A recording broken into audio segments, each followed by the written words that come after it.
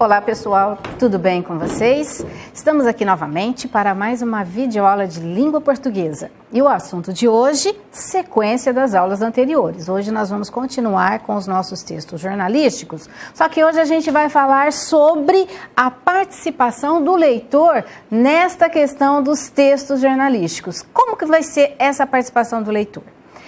Eu não sei se vocês já observaram em leituras que vocês fazem, às vezes do jornal, ou mesmo de notícias da internet, sempre tem comentários do leitor na questão da internet. E na questão do jornal ou da revista, tem a carta do leitor, ou seja, são opiniões que os leitores enviam para as empresas de comunicação para opinar sobre alguma notícia, alguma reportagem que eles gostaram ou não gostaram, aí no caso é opinião negativa ou opinião positiva, a respeito daquele assunto. Então a gente vai ver um pouquinho disso na aula de hoje. Então vamos lá. Então é a palavra do leitor, né?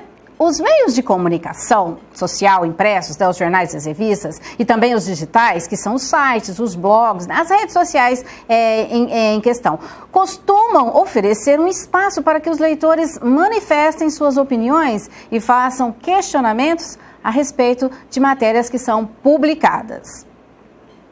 Na mídia impressa, essas manifestações têm características semelhantes às das cartas tradicionais. Todo mundo sabe o que é uma carta, né, gente? Apesar de, nos tempos de hoje, não se ter mais tanto costume de enviar cartas, eu penso que a maioria das pessoas sabem mais ou menos como se escreve uma carta. Então, as características, né, dessa comunicação aí do leitor, ela é muito semelhante com as cartas tradicionais que a gente já tem costume de usar.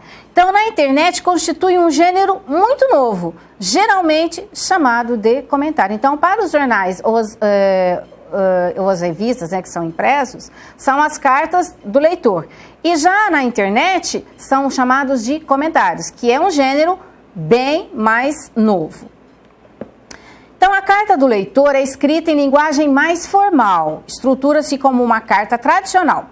Data, cumprimento ou invocação, corpo do texto, né? Então, ela vai ter a introdução, o desenvolvimento e a conclusão.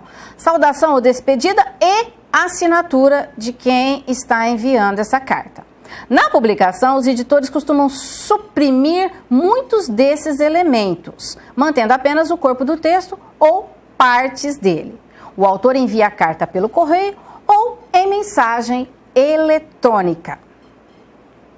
E o comentário? O comentário é escrito em linguagem mais informal. Então, ao contrário da carta, que é escrita em linguagem formal, já os comentários, eles são escritos em linguagem mais informal. É digitado no espaço reservado para esse fim. Sem preâmbulos, o leitor escreve direta e sucintamente sua mensagem. Ele vai direto ao assunto, né? Não fica colocando tantos detalhes.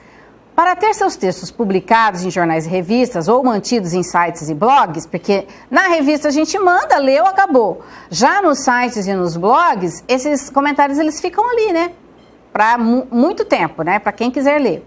O leitor deve obedecer a certas regras estabelecidas por cada veículo de comunicação. Então, cada veículo de comunicação tem regras para que o leitor envie esses comentários e envie essas cartas. Então, vamos ver dois exemplos.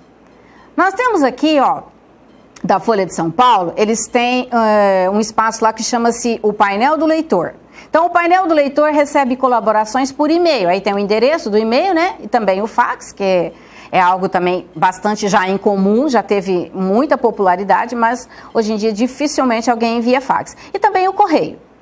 E tem lá o endereço para que as cartas possam ser enviadas. As mensagens devem ser concisas e conter nome completo, endereço e telefone. E a Folha se reserva o direito de publicar apenas trechos, ou até de não publicar nada. Vai depender do que está escrito nessa carta.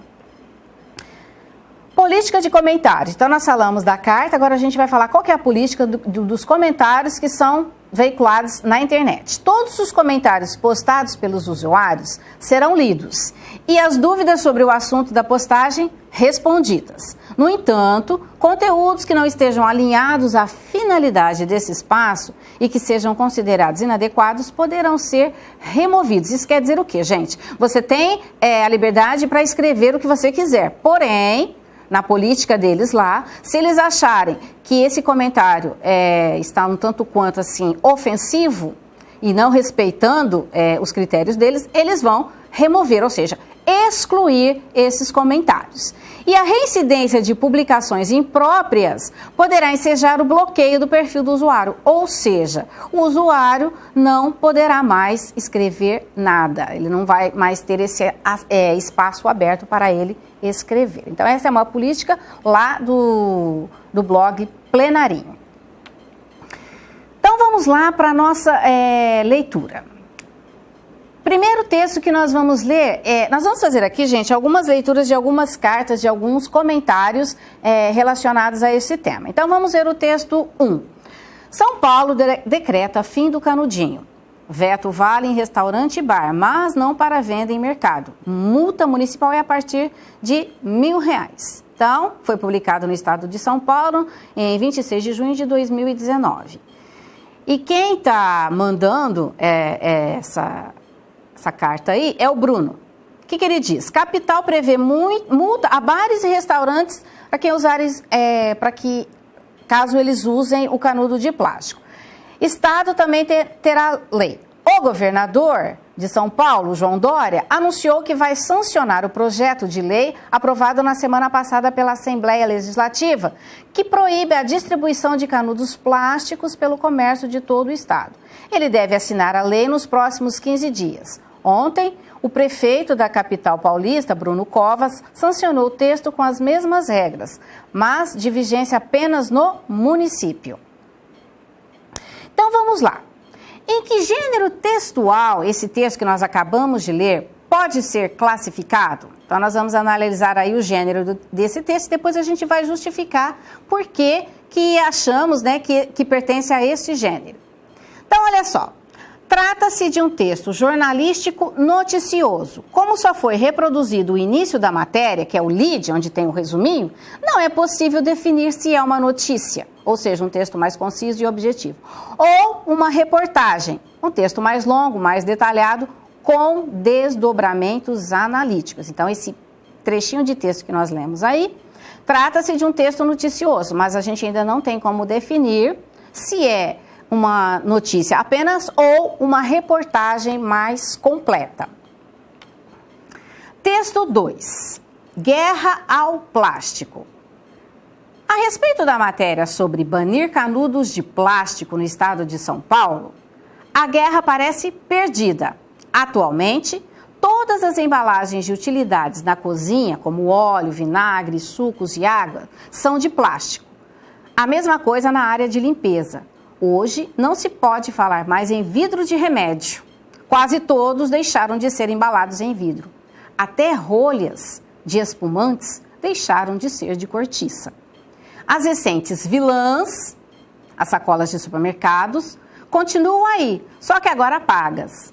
Pensar que vão resolver este grave assunto com a proibição de canudinhos parece ser uma gota d'água no oceano. Aliás, o maior prejudicado ao fim desta insensata cadeia da era do plástico. Quem que é o maior prejudicado? O oceano. Por quê? Porque todas essas embalagens acabam, no final, sendo despejadas lá. Texto 3.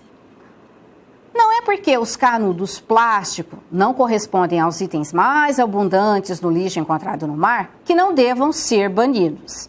Se é mais fácil banir o uso de canudos plásticos de forma imediata que os resíduos que são os mais abundantes encontrados no mar, que o proíba. Claro, o ideal seria banir todos os resíduos que acabam no mar, mas tem que se começar de algum lugar. Então, observe que esses dois últimos textinhos aí são opiniões de leitores a respeito dessa matéria jornalística aí, que é a questão do plástico.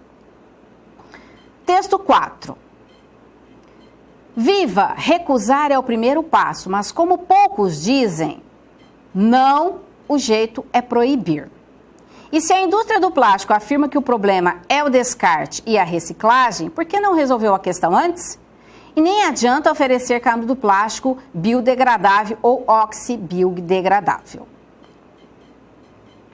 Aditivos que somente reduzem o plástico a microplástico com mais rapidez. A lei é clara, proibido o fornecimento de canudos plásticos, seja ele qual matéria for. Quanto às pessoas com necessidades especiais, os canudinhos estarão à venda em supermercados. Texto 5. Agora nós vamos fazer uma comparação aí, gente, que esse texto aqui, ele é um pouco maior, então ele não trata apenas de ser um comentário. Então começa assim: Senhor editor, comemora-se no dia 5 de junho o Dia Mundial do Meio Ambiente. Pouco temos para comemorar. Devemos sim encontrar opções, para que num futuro não distante, nossos filhos e netos possam comemorá-lo, tenham uma vida melhor. O lixo é um problema muito sério e depende de acharmos a solução para ele. Unidos, chegaremos lá. O nosso prefeito deu um impulso grande ao implantar a usina de compostagem. Uma obra significativa, convenhamos. Estivemos lá e pudemos comprovar tudo muito bom. As pessoas que trabalham na separação do lixo reciclado usam uniforme, luvas e máscaras, o que é muito bom, mas não é o suficiente. O ideal seria que o lixo saísse das residências já separado e em um dia da semana fosse coletado, o que facilitaria e melhoraria o serviço de reciclagem. Ainda que nas residências só ficasse separado o lixo inorgânico, já seria excelente. O lixo reciclado seria levado para outro local, construído para esse fim. Os encarregados ou catadores fariam a separação de latas, vidros, plásticos, papel, etc. E o lixo inorgânico iria para a usina de compostagem, para ser transformado em adubo. Tudo isso levará algum tempo, contudo, esperamos que não demore, pois o acúmulo de lixo nos rios e terrenos baldios é muito grande. Por isso, é preciso conscientizar a população, principalmente da periferia, o que deveria ser iniciado nas escolas, onde os alunos seriam os divulgadores da mensagem. Em casa, os pais, principalmente. Aqui em Cuiabá temos um bairro modelo que merece ser seguido. É o Jardim dos Ipês, onde está sendo feito um bom trabalho na coleta e separação do lixo, cujo programa foi implantado por Dona Gema, pessoa muito comunicativa e muito preocupada com o meio ambiente. Talvez aí esteja a solução para todos os bairros. O que nos preocupa muito é o lixo tóxico, que deveria ser devolvido aos fabricantes para ser reciclado, a exemplo das baterias de celulares que os revendedores recebem de volta. Porém, uma parcela muito pequena dos usuários as leva de volta ao revendedor. Mister seria muita divulgação para a conscientização das pessoas. A mesma preocupação seria com as lâmpadas fluorescentes, tão perigosas quanto as baterias, e infelizmente não se tem conhecimento de locais onde possam ser devolvidas, bem como as pilhas comuns e tantos outros materiais tóxicos. Hoje sou apenas uma formiguinha tentando através da minha arte transmitir algo de útil. Um dia haveremos de ser muitos e então teremos um mundo melhor e a certeza de que a nossa parte foi feita. Então, essa carta é uma carta do leitor que foi enviada para a Gazeta Digital. Então, gente, o que nós vamos ver agora? Só uma comparação, tá? Os textos 2 e 5 são cartas de leitores, publicadas em jornais impressos. Vamos observar as diferenças entre as duas cartas no quadro a seguir. Olha só. O tema geral dos dois textos. Então, no texto 2 são problemas de ecologia, produção de lixo, plástico. No texto 5, também problemas de ecologia, porém fala da separação e destinação do lixo urbano. Qual foi o fato motivador da carta?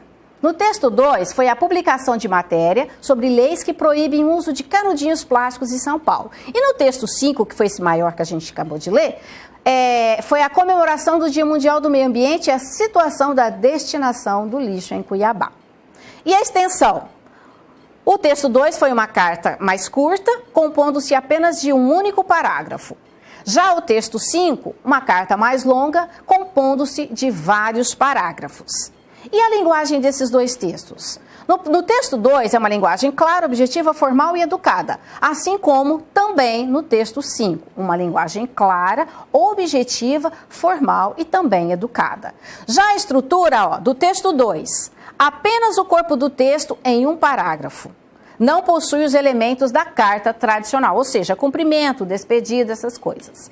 Já o texto 5 possui alguns elementos da carta tradicional que nós conhecemos. Cumprimento e corpo do texto em parágrafos, sendo o primeiro a introdução, os seguintes o desenvolvimento e o último a conclusão. Somente não há a despedida. Então vimos aí a diferença, apesar das duas cartas serem cartas ao leitor, o texto 2 é uma carta bem menor e o texto 5 uma carta bem mais detalhada. E aí a gente pôde ver as diferenças. E é isso, gente. Aqui a gente termina mais uma aula e espero que vocês tenham compreendido. Façam aí as atividades de vocês e até a próxima aula. Tchau, pessoal!